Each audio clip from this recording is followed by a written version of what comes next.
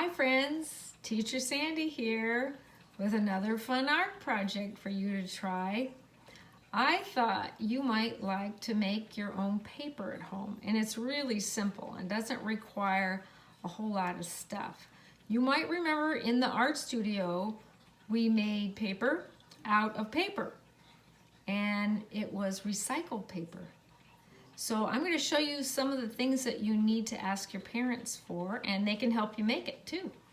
So first of all, most everybody has a paper shredder at their house.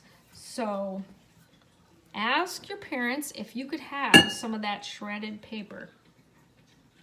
I'm going to show it to you here on camera, and then I'll show you how to mix it in a minute. There's some shredded paper from my paper shredder. And then I have an extra bowl to mix it in. I have a rolling pin, which you might want to use, or you could use your hands.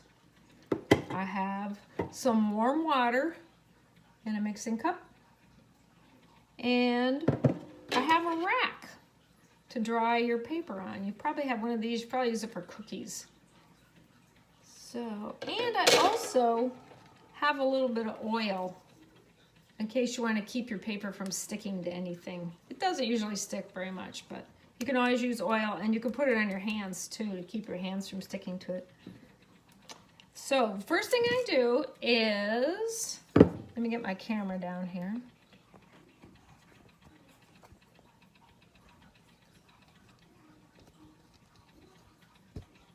There we go. I'm going to take some of the dry paper and put it in to my bowl. And you can put as much as you want. This kind of paper is really shredded. I think it's called crosscut. It's where the paper isn't in long strips, but it's cut into little short stubby pieces. Well, that's probably plenty. Now I'm going to take some of my warm water and just pour some in and kind of squish it. Ooh, that feels good. Kind of squish it. You don't want it to be too watery. Oh no, mine is too watery.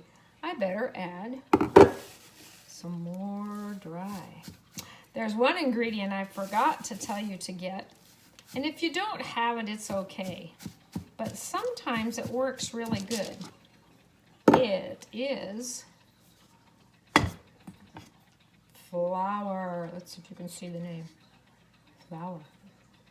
Usually we use this to make cookies or bread, but I'm going to put a scoop in there just because flour kind of helps hold it together. In the art studio we use glue, so you could also put a squirt of glue in there if you wanted, but flour works good too. And this is kind of what is called paper mache. See, so I'm just going to kind of squish it around and squish it around. And then maybe I'll add a little bit more paper.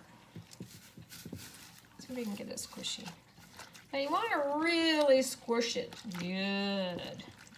Sometimes people take it and put it in a blender or a hand mixer.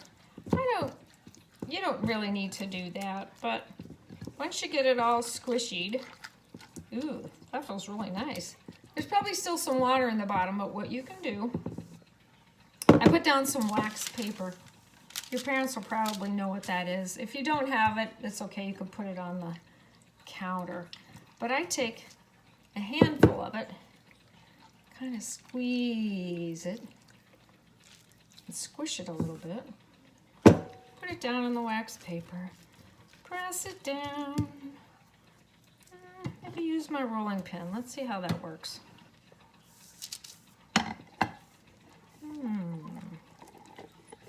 Yeah, you can make it pretty flat. You know what's funny? You could still see some words in there. That looks like my old phone bill. There's the cable bill. There's the bill for my veterinarian.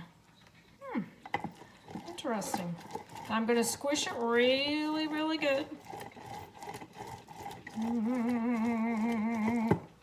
Put that over there. Now this What you can do at this point is you can put just a little oil on your hands if you want. Probably don't need very much.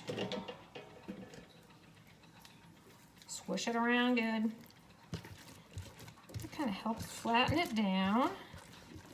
And then we're going to, I don't know, we'll see what happens. We're going to scoop it up. Oh no, it broke. Oh no.